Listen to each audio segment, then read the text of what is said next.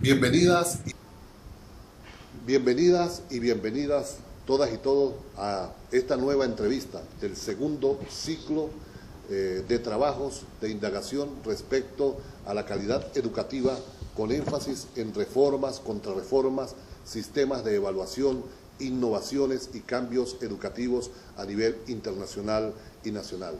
En esta oportunidad conversaremos desde Veracruz, México, con Osvaldo González. Osvaldo es coordinador de la Red de Gestión Comparada con Enfoque Internacional y es vocero del colectivo Insurgencia Magisterial, una página web que hace periodismo educativo de tan escaso desarrollo aún en nuestro continente. Bienvenido, Osvaldo.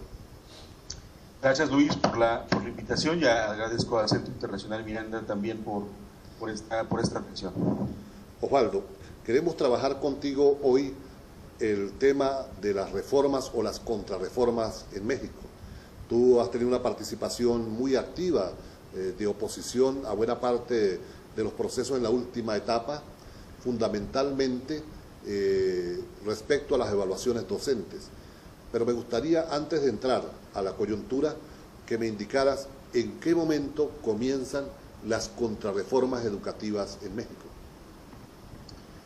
Bueno, podríamos decir que con la llegada de los gobiernos panistas en México, estamos hablando del año 2000, inicia una transformación de la política pública que hasta antes del año 2000 era una política que, digamos, no estaba concebida como un área de inversión, ¿no? Era una especie de servicio que proporcionaba al Estado, la lógica de gratuidad, la obligatoriedad, etcétera, etcétera.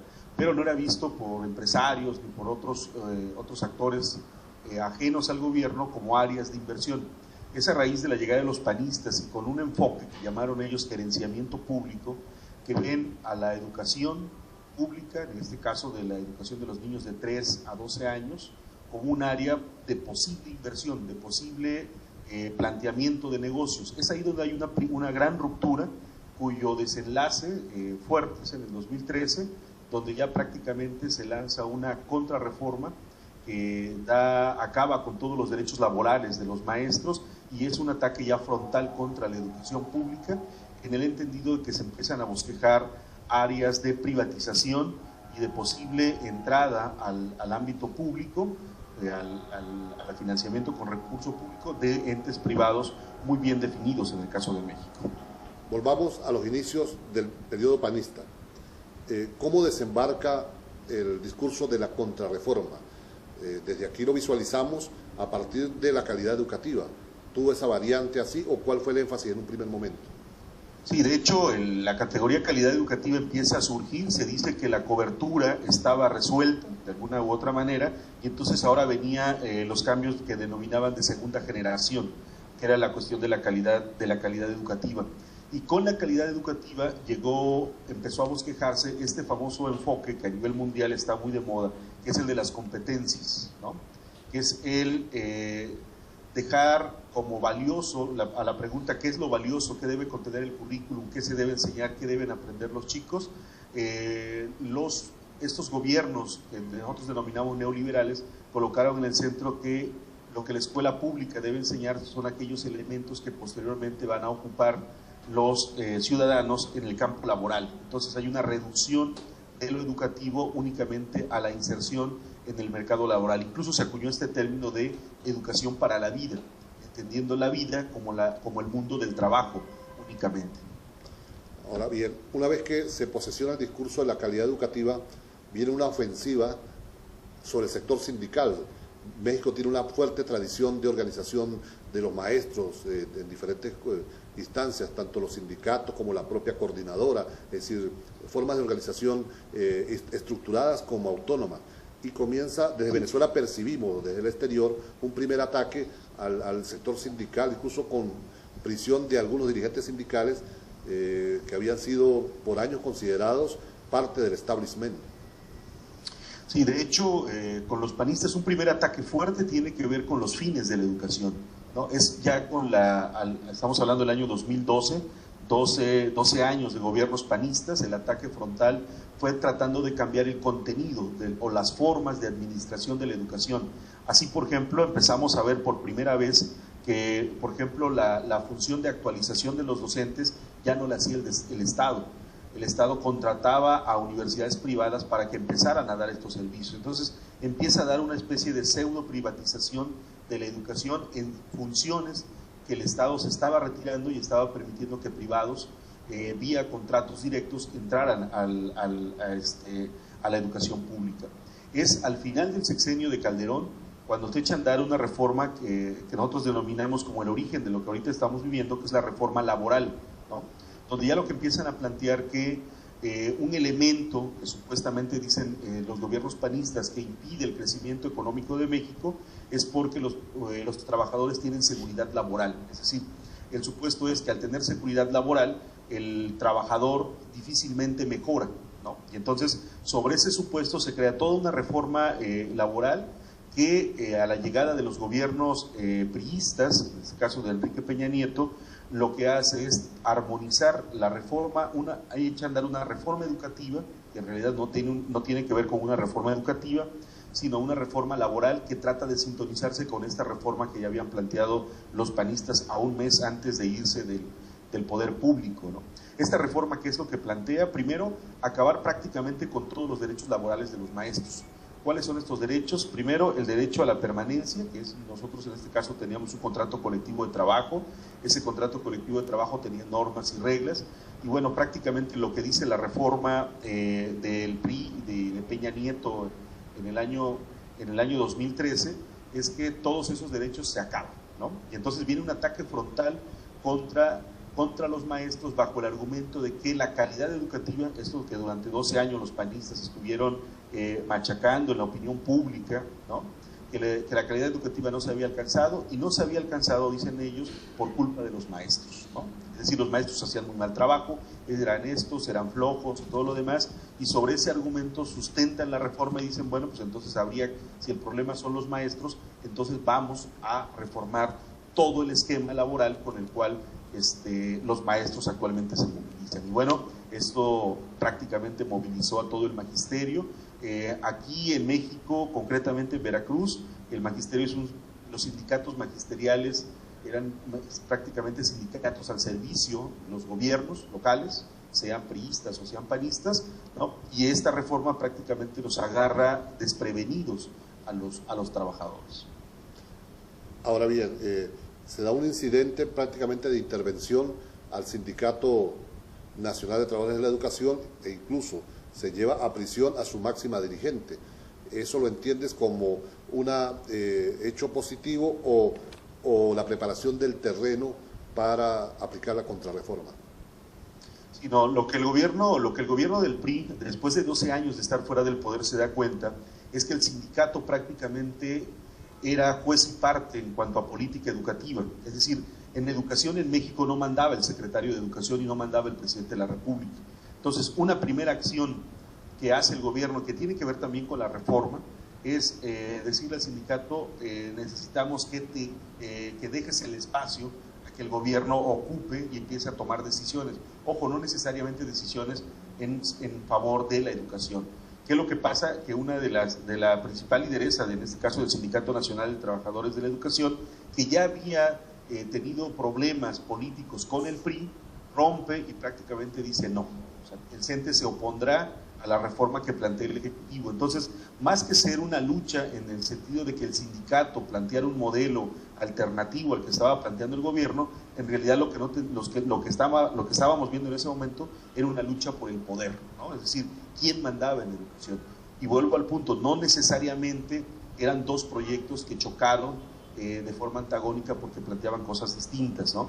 Ahora, el sindicato de maestros tampoco es un sindicato monolítico, cada estado tiene su propia particularidad y una figura que emerge con fuerza y sobre todo que en este momento está dando la lucha frontal contra la reforma, contra el gobierno y contra el propio sindicato, es una ala crítica que se denomina aquí en México Coordinadora Nacional de Trabajadores de la Educación, que tienen presencia muy fuerte en 4 estados y que ahorita el gobierno los ve como los enemigos a derrotar, y nosotros decimos, si cae la CENTE, prácticamente toda la reforma se aplica y estaríamos entrando en una era muy oscura, muy peligrosa para la educación pública en México. Cuando comienza a aplicarse la última fase de la reforma educativa en México, se da como una especie de separación de poderes en materia educativa. Hay atribuciones que le quedan a la SEP, a la Secretaría de Educación Pública, hay atribuciones que se le conceden al Instituto Nacional de Evaluación Educativa, es decir, incluso con niveles de autonomía. Este proceso es propio de la última etapa de gobierno. ¿Cuándo se inicia? ¿Cuál es tu valoración? Mira, en 1992 en México, hasta antes de 1992, México era un sistema centralista. Todas las decisiones en educación se tomaban en el Distrito Federal, todas. Ahí se definían qué iban a hacer los estados, los planes y programas, todo. Los estados prácticamente eran administradores únicamente de la educación, tanto que no había secretarías de educación en los estados, habían oficinas de representación de la autoridad federal. A raíz del 92, y también tiene que ver con la lucha que dimos varios maestros, incluso el mismo sindicato, se logra algo que se denomina federalización, que es la posibilidad de que los estados empiecen a intervenir también en el diseño de la política educativa en armonía con el pacto federal. Esto iba avanzando muy bien, había dado resultados muy positivos, muy positivos a nivel educativo, pero muchos problemas a nivel de control político, es decir, el magisterio de repente se convirtió en 32 áreas de poder en cada estado, muy vinculado a los gobernadores. Cuando llega el PRI, la reforma también lo plantea, es una recentralización. Vuelven prácticamente todos los poderes en cuanto, por ejemplo, el financiamiento de la educación, el pago a los maestros, vuelve a ser federal, y toda una serie de cosas que se vuelven a llevar a la federación. Hay una recentralización, le llamamos nosotros, y tiene que ver, dice el gobierno, con la recuperación de la Rectoría del Estado, que estaba en manos del CENTE y que ahora la reclama nuevamente el gobierno, ¿no? En este contexto, y la reforma, nosotros decimos, es perversa, porque cuando hablamos de presidencialismo, en México decíamos hasta el 88 había un sistema presidencial, es decir, el gobierno, había división de poderes, el legislativo, el ejecutivo y el judicial prácticamente eran gobernados por el presidente, ¿no? Esa etapa habíamos logrado pasarla después del 88, una irrupción, lo que nosotros llamaríamos de la sociedad civil y la democracia, pero con este gobierno regresa nuevamente. ¿Y qué es lo que tenemos? Un disfraz a nivel de diseño administrativo, hay una aparente división de poderes. Uno ve el documento, seguramente los que nos están oyendo pueden meterse a la página del INE, a la página de CEP y dicen, a ver, esto está muy bien, o sea, hay una división real entre el INE, la CEP, el servicio profesional docente, no hay una centralización, pero bueno, ahí hay una primera capa del diseño institucional que tiene que ver con lo que se dice a nivel documental, pero en la práctica lo que estamos viendo es que es el Ejecutivo el que prácticamente gobierna todas esas áreas, ¿no? Entonces, tanto que nosotros podríamos decir, en la práctica esa división real de funciones o real de poderes no existe. Sin embargo, en el marco de las elecciones más recientes en México, surgió un incidente respecto a la suspensión de la evaluación de los docentes. La SEP decidió suspender la prueba y el INE expresó públicamente su desacuerdo, siendo ambas instancias de gobierno. Por supuesto, pareciera que estaba muy vinculado a todo el tema electoral, a la coyuntura electoral, pero ¿cómo explicas tú esa aparente contradicción entre dos instancias de gobierno central como el INE y la SEP? Sí, nosotros decimos en México fue como una especie de pelea arreglada, ¿no? Es decir, la CENTE estaba teniendo tanta fuerza, los compañeros a nivel nacional, las protestas iban creciendo y prácticamente la amenaza del boicot al proceso electoral estaba haciendo casi inviable que este proceso se realizara. Ahora, el escenario era muy negro para México. La pregunta era qué pasaría si en 3, 4, 5, 6 estados no se realizaban las elecciones federales. ¿Qué significaría que diputados no fueran electos? Los que ya terminaban, ¿quién iban a llenar? Entonces había una serie de preguntas, ¿no?, que iban a meter en un problema legal, político, económico al país. Ante eso, el gobierno opta por decirle a la gente, ¿sabes qué? Cancelamos la evaluación. Bueno, fue así una especie de anuncio, ¿no? Pero nosotros lo vimos como una estrategia política más que como un verdadero ejercicio en el sentido de tratar de valorar lo que tiene bueno, lo que tiene malo, y entonces diseñar una nueva propuesta. Ante este escenario, actores como el INE, Mexicanos Primero, que es una organización de empresarios que buscan la privatización de la educación, se movieron prácticamente en sintonía, ¿no? Entonces, el INE presionó, al final el gobierno parece que cede ante esta presión y entonces volvemos al punto original, pero ya la elección había pasado, ya los compañeros de la CENTE habían permitido que las elecciones se realizaran. Entonces, lo vemos más como una medida política. Te doy solo un dato. Pareciera de manera externa que sí hubo una división de poderes en el sentido que el INE le reclama a la SEP esta acción, pero hay otras acciones que son mucho más complejas, por ejemplo a nivel presupuestal. El gobierno prácticamente está ahorcando presupuestalmente al INE y el INE no dice nada, ¿no?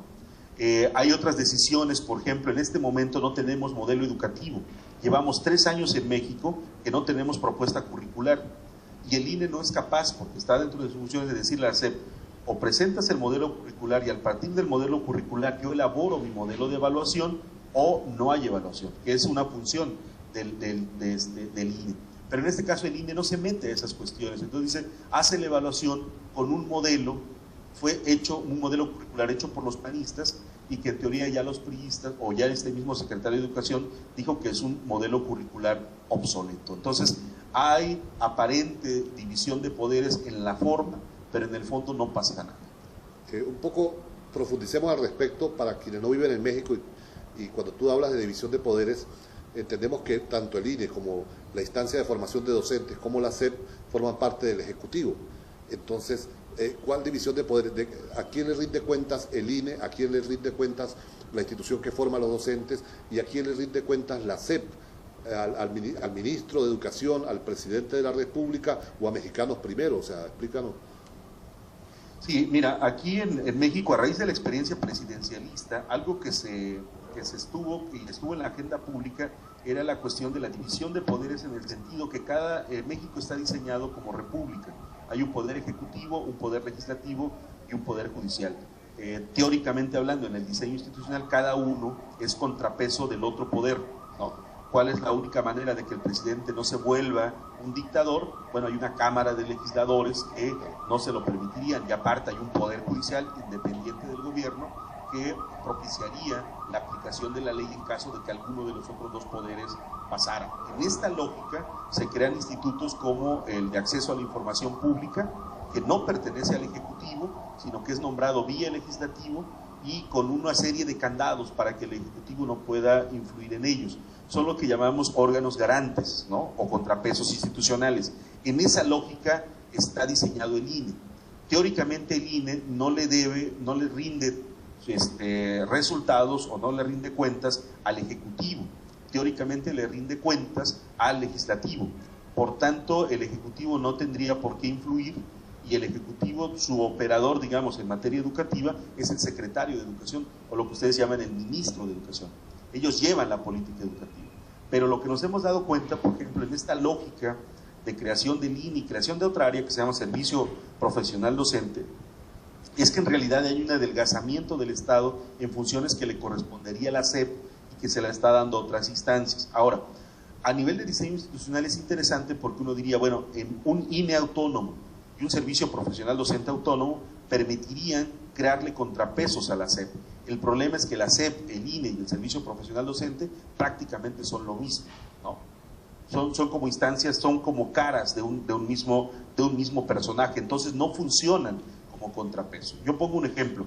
Si nosotros ahorita contra la reforma estamos académicamente hablando en contra de cómo se está llevando el proceso de evaluación, incluso a nivel técnico. Si la SEP planteara una acción en ese sentido, yo podría ir al INE y quejarme, y el INE pudiera decirle en este caso al Ejecutivo vía su ministro que hay ahí cuestiones y que tendría que modificarlas.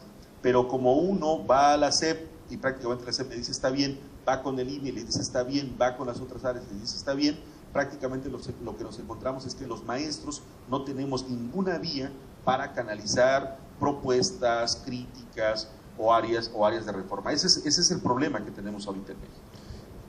La campaña del actual presidente Peña Nieto se enfatiza en la reforma educativa.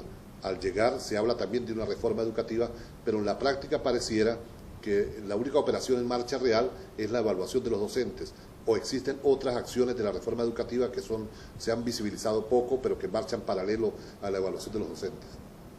No, de hecho nosotros no le llamamos incluso reforma educativa, le llamamos una reforma laboral en el campo educativo.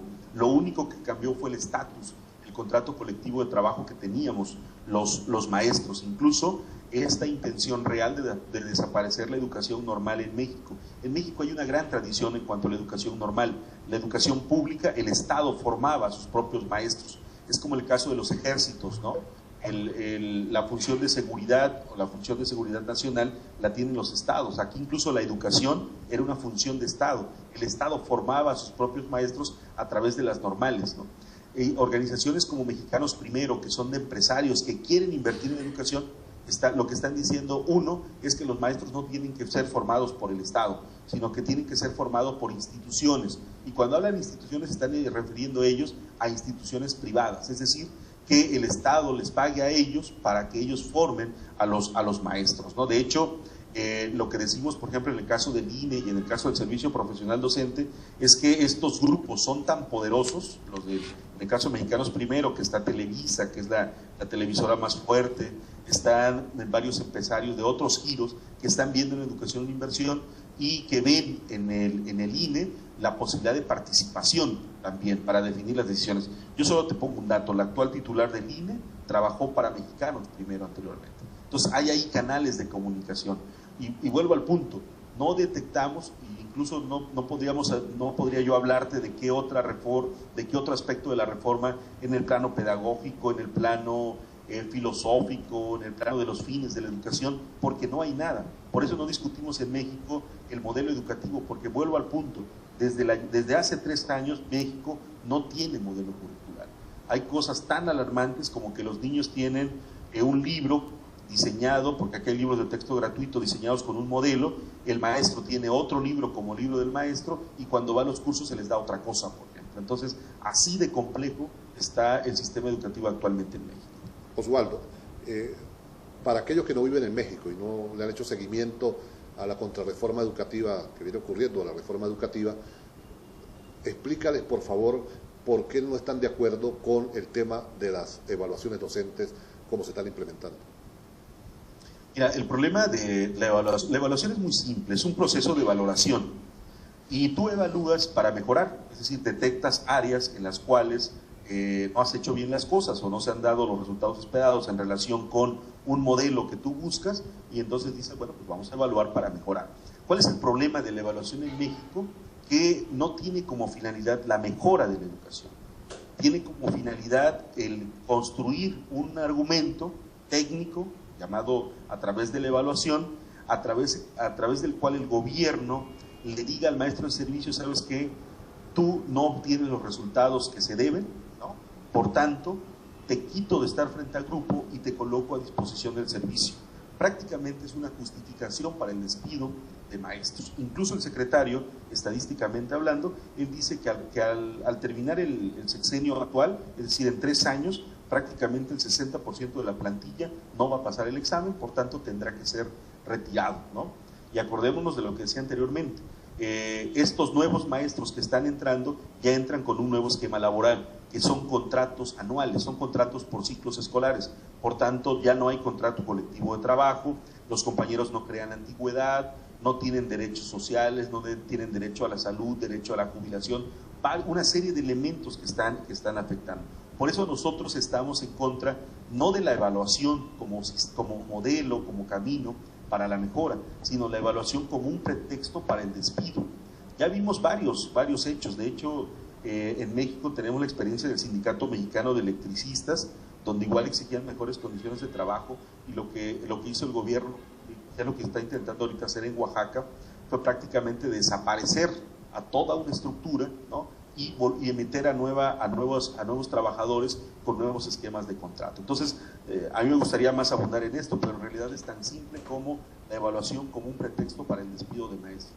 Ni siquiera estamos hablando de una evaluación para la mejora educativa, porque no tenemos marco de referencia. Es decir, ¿cómo yo me voy a evaluar si soy un bueno o un mal maestro, si hago bueno o hago mal mi trabajo, en relación con qué?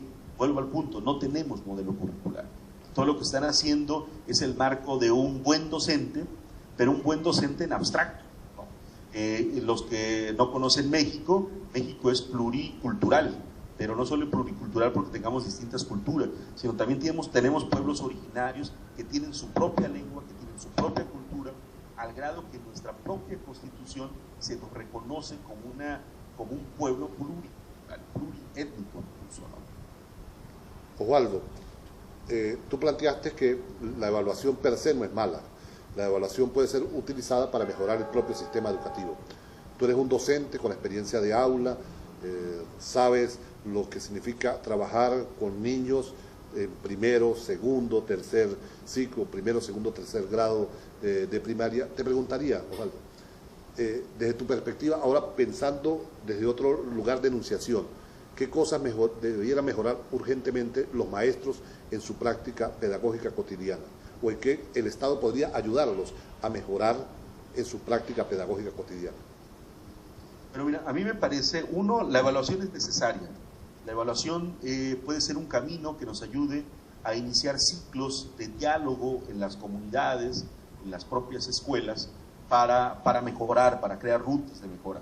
Lo que me parece que una agenda pendiente, y yo lo colocaría de esa manera, es que los colectivos tuvieran cierto margen de autonomía para que empezaran a tomar decisiones respecto de cuál es la mejor educación para el contexto en el que están ubicados. Yo tengo una maestría en evaluación. Hay muchos compañeros que están estudiando posgrados. No los da el gobierno, pero los compañeros en ese intento por buscar conocimientos, por buscar experiencia, están trabajando. Entonces, una cosa que hacemos bien en México, o que hacíamos, era en preescolar. En preescolar se trabaja por proyectos.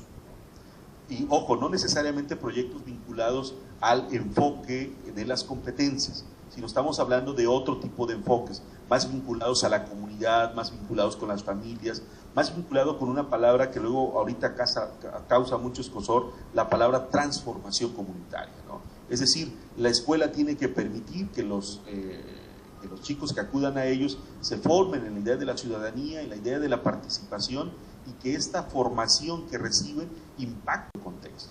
Nosotros decíamos, y lo platicábamos con maestros que están trabajando proyectos ecológicos o relacionados con la contaminación ambiental en el sur del estado, donde Petróleos Mexicanos, la empresa, bueno, hasta antes del PRI, la empresa nacional, ahorita ya es una empresa que se está privatizando, pero decíamos, a ver, si Pemex contamina un río y tú estás viendo en tercer grado de primaria de tipos de contaminación, pues entonces no solo le digas al niño la contaminación es una definición, sino salgan, analicen el río, recurran a la vinculación con la universidad, que los chicos de biología, los chicos de químico analicen el agua y digan qué elemento es el que provocó la muerte de los peces y que por tanto la gente de la comunidad ya no puede ir a pescar, o que si pescan, se comen ese pescado, se enferman, o que los índices de cáncer crecen.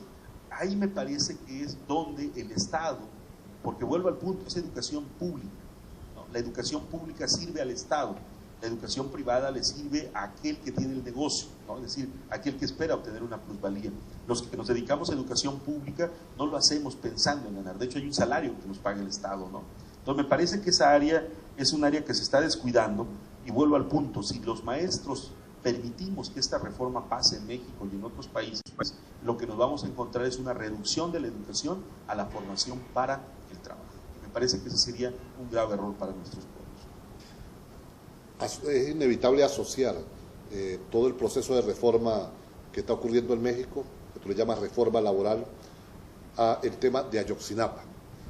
Para quienes hemos estado solidarios con los jóvenes desaparecidos y que hemos acompañado el grito de la humanidad de vivos los llevaron, vivos los queremos, entendemos que esto no hubiese ocurrido de no entenderse la acción gubernamental profundamente asociada a, como tú lo señalabas, la intención de eliminar las normales, como el proceso en el cual se forman con conciencia crítica buena parte de los docentes. ¿Cómo valoras tú lo ocurrido en Ayotzinapa? ¿Cuál es la posición del sector magisterial respecto a la desaparición de estos jóvenes normalistas? Sí, ahora lo de Ayotzinapa, acaba de pasar Ostula, tenemos Tlatlaya, tenemos varios casos emblemáticos que han surgido a 3 años de este gobierno priista. Lo que encontramos son varias cosas. Yo diría, primero, el pueblo está en otras condiciones, es decir, el pueblo no está dispuesto a aceptar un nuevo presidencialismo un nuevo control. El PRI estuvo gobernando alrededor de 80 años el país, ¿no? Hacían y deshacían, ¿no? Pero la sociedad civil ha avanzado, las redes sociales están impactando en el proceso de información y de acción y de activación o de activismo social. Entonces, ¿qué es lo que nos encontramos? Ahorita se echaron a andar 11 reformas estructurales, faltan otras 2 reformas, la reforma al campo y la reforma al sector salud, que ya también está en marcha. ¿Y qué es lo que nos encontramos? 12 polos de resistencia a nivel nacional, todavía no bien articuladas, pero desde distintos grupos están luchando. Y lo de Ayotzinapa se entiende en esa lógica. La reforma educativa, es decir, Ayotzinapa es una consecuencia de la reforma educativa. No podría entenderse Ayotzinapa si no se entiende que en esta lucha de la resistencia contra esta reforma laboral, que dentro de sus elementos plantea la desaparición de las normales, pero dentro de las normales hay 2 tipos de instituciones, las normales, digamos, urbanas, que están ubicadas en las ciudades, que forman maestros que por lo general trabajan en cinturones urbanos, podríamos decir algo, y las normales rurales, que forman a estudiantes que trabajan en zonas rurales, pero también en zonas de condiciones de extrema pobreza. Ese tipo de maestro tiene un cierto perfil, donde le vuelvo al punto, la palabra transformación social es un elemento fundamental en nuestra formación. Yo soy normalista, ¿no? Cuando nos formaron, a nosotros nos decían, ustedes no están al servicio de un gobierno, porque los gobiernos se van, en el caso de nosotros, se van cada 6 años. Ustedes están al servicio del Estado. Es decir, ustedes forman a chicos no para un gobierno, sino chicos que le den viabilidad al país, que permitan rescatar su historia. Entonces, hay una cosmovisión del maestro público, el maestro formado en normales, muy interesante, que no está permitiendo que el gobierno eche a andar estas reformas. Entonces, ¿qué es lo que nos encontramos en Ayotzinapa? A estudiantes que están defendiendo a la educación pública, en este caso a la formación de maestros de manera pública. ¿Cuál es la respuesta del gobierno? Y aquí hablamos de varios niveles de gobierno, el nivel federal, el nivel estatal, pero también el nivel municipal. Lo que estamos viendo es el asesinato, ¿no? No es una discusión política, no es una discusión que se dé en la arena pública, es una discusión que ya está llegando incluso al asesinato, a la desaparición del que piensa distinto al gobierno. Entonces, es una situación compleja, ¿no? Ahorita, la semana pasada, la Comisión de Derechos Humanos acaba de declarar que prácticamente lo que la PGR, en este caso la Procuraduría General de la República, que representa al gobierno, decía, ya se cierra el caso de Ayotzinapa porque la verdad histórica ya está documentada. Bueno, la Comisión de Derechos Humanos acaba de decir que no es cierto, hay varias evidencias que dicen que esto es falso, por tanto se tiene que reabrir el caso y tiene que volverse a iniciar la investigación. Hay explicaciones tan vergonzosas en el contexto internacional. Hay uno de los 43 que fue asesinado en el enfrentamiento, se apellida Mondragón. A él le quitan la cara, ¿no? como un signo de tortura para mandar el mensaje, o se calman o van otros, ¿no? Entonces la autoridad pública lo que dice es que no le quitaron la cara para torturarlo, sino que fueron unos perros que se acercaron y empezaron a morderle y lograron quitarle la cara. Entonces, ese tipo de explicaciones tenemos, cuando todo apunta a que, primero, pericialmente ningún animal podría hacer eso, lo otro, hay rasgos en el cuerpo de tortura. Entonces, lo de Ayotzinapa, uno, es vergonzoso que esté pasando, pero también es un signo de que el pueblo no se está dejando, y digo pueblo en el sentido amplio del término, ¿no? Porque ahorita prácticamente lo que tenemos es a un gobierno que intenta prácticamente quitar o romper muchos de los logros que habíamos logrado en 1910 con la revolución, prácticamente quitar todos esos, y tenemos un pueblo que se está resistiendo, y tenemos maestros que están en calle, tenemos maestros que están en escuela. Ahorita mismo tenemos la amenaza, en el caso de los compañeros de la CENTE en Oaxaca, de un despido del total del maestro de un estado. Oswaldo, estamos ya entrando a la parte final de la entrevista. Te pediría que mantengas el micrófono lo más cercano posible para mantener la modulación. Y quisiéramos que nos explicaras un poco desde tu perspectiva, ¿qué entiendes por calidad de la educación? Primero, me parece que la calidad es una categoría que tiene que ver con una cosmovisión del deber ser de la educación y de las funciones del Estado, ¿no? Por tanto, calidad pudiera ser aquellas características que hacen que un objeto sea mejor que otro. La pregunta es que si ese término calidad nos puede permitir en educación caracterizar lo que es mejor, lo que es una buena educación de una no buena educación. ¿Cuál es el problema con México? Yo tengo problemas con el uso del término calidad, porque el término calidad es un término estandarizado, que busca estandarizar un punto de llegada. El problema es que en México no tenemos un punto de partida similar. Al no tener punto de partida similar, de repente entonces este criterio de calidad empieza a ser discriminatorio. Me parece que en el caso de México no nos sirve mucho para nivel de política educativa, para nivel de medición macro, pero para nivel, por ejemplo, de intervención didáctica en las aulas, no me parece del todo adecuado. Yo ahí sí tengo una postura, no sé, habría que crear otra categoría para el caso de países, sobre todo que tenemos desigualdades tan diametralmente opuestas. Te pongo un dato, acaban de entregar un informe en México donde hay 20 millones más de pobres, por ejemplo, ¿no? En 3 años de gobierno federal. Entonces, estos datos son alarmantes. Perdón, 2 millones más de pobres.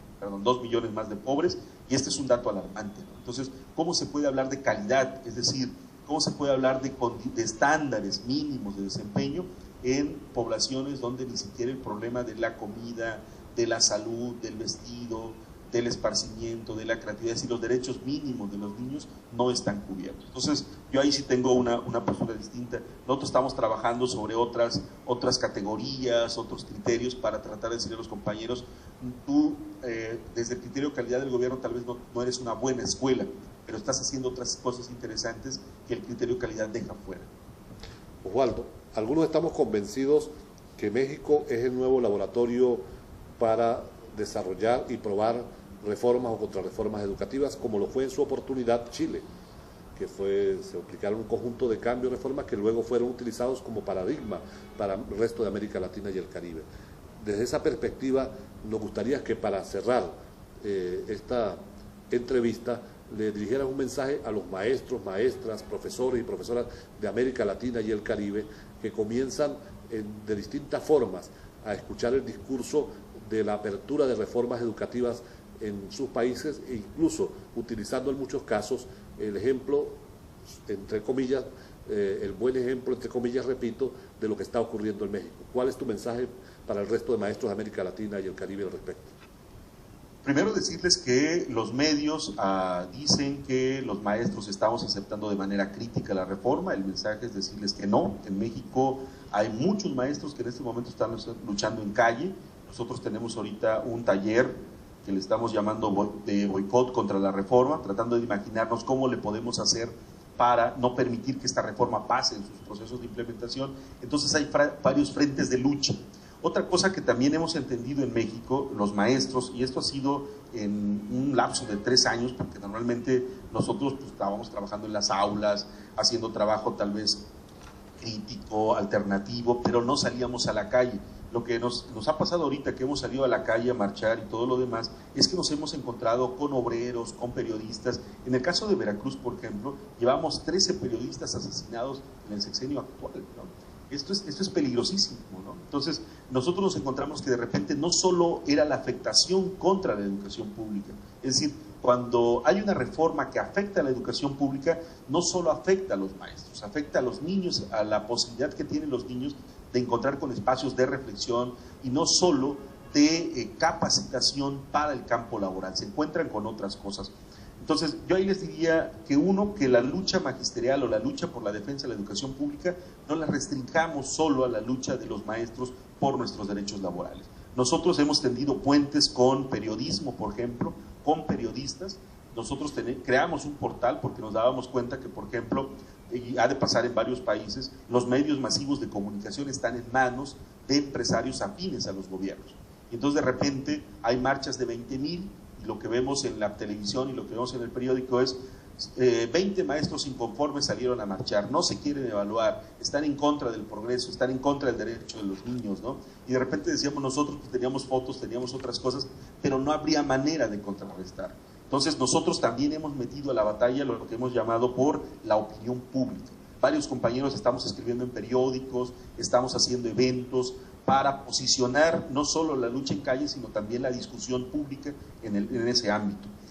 Otro elemento fundamental, a nosotros nos ha funcionado muy bien, es la vinculación con la universidad, con los investigadores, con la gente que está produciendo conocimiento nuevo, ¿no? Porque pareciera que luego cuando luchamos contra estas reformas, lo que siempre nos dicen es que añoramos el pasado, estamos en contra del futuro, estamos en contra del progreso. ¿Y cómo se puede quitar eso? Bueno, pues discutiendo sobre cuestiones nuevas. Nosotros ahorita estamos hablando de gig economía, de otro tipo de términos, diciéndole al gobierno, pues bueno, si tú quieres plantear en verdad un modelo económico sustentable, etcétera, pues aquí están otros modelos que han funcionado en otros lados, o aquí hay otras propuestas. Entonces, me parece que por ahí pudiera ser. Y lo otro es el hermanamiento de la lucha a nivel internacional. Nosotros, afortunadamente, las redes sociales sirven para eso. El portal Insurgencia recibimos comentarios de colegas de Argentina, de Chile, de Uruguay, de lo que está pasando en sus países. Y entonces, de repente, deja de ser una lucha solo de mexicanos, solo de veracruzanos por la educación pública, y se empieza a convertir en una lucha de ciudadanos, de maestros, de América Latina contra el embate, no solo de gobiernos nacionales, sino el embate de grandes grupos empresariales que quieren apropiarse de la educación pública y quieren reducir a los latinoamericanos a menos consumidores, ¿no? Muchas gracias, Osvaldo González. Hoy contamos desde Veracruz, México, con Osvaldo González, quien es el coordinador de la Red de Gestión Comparada con Enfoque Internacional y a su vez vocero del colectivo Insurgencia Magisterial. Gracias, Osvaldo, por permitirnos contactar y conocer de viva voz la experiencia de los maestros respecto a la reforma laboral, como tú la llamas, mexicana, o reforma educativa, como lo decimos acá, y esperamos seguir muy de cerca lo que ustedes están haciendo y poderlo continuar divulgando. Gracias, Osvaldo. Gracias, Luis. Gracias por la invitación.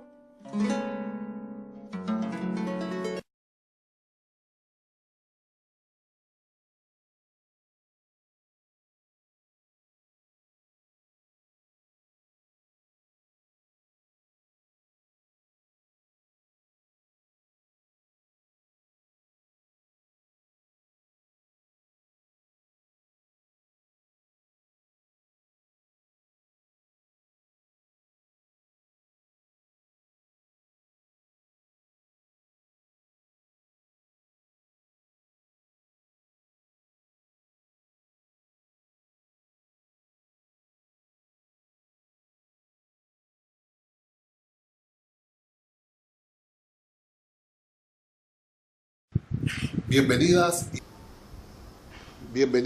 y bienvenidas todas y todos a esta nueva entrevista del segundo ciclo de trabajos de indagación respecto a la calidad educativa, con énfasis en reformas, contrarreformas, sistemas de evaluación, innovaciones y cambios educativos a nivel internacional y nacional.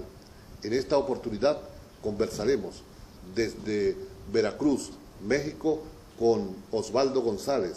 Osvaldo es coordinador de la Red de Gestión Comparada con Enfoque Internacional y es vocero del colectivo Insurgencia Magisterial, una página web que hace periodismo educativo de tan escaso desarrollo aún en nuestro continente. Bienvenido, Osvaldo.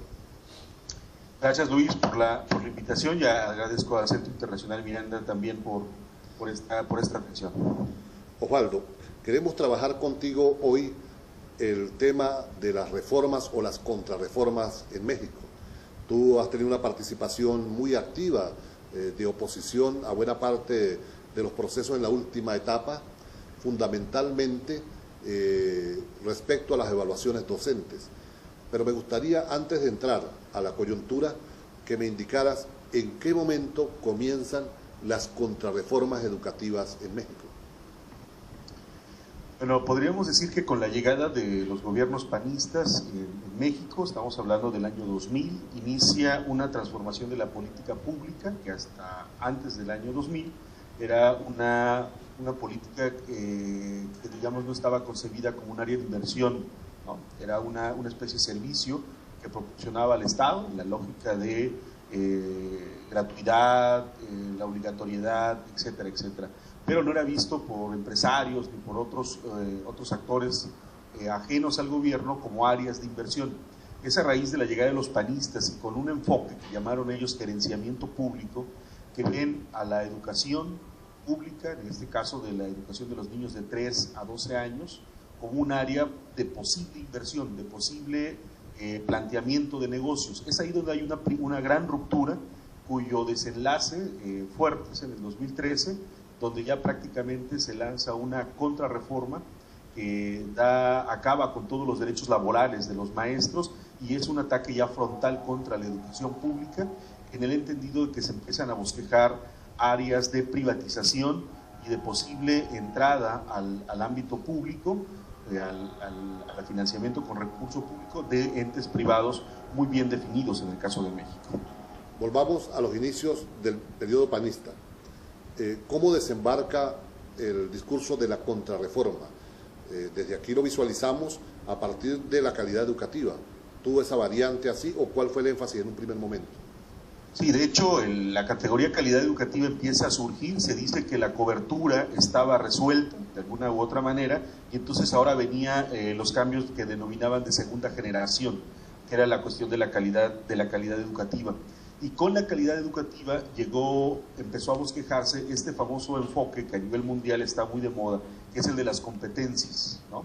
Que es el dejar como valioso a la pregunta ¿qué es lo valioso? ¿Qué debe contener el currículum? ¿Qué se debe enseñar? ¿Qué deben aprender los chicos?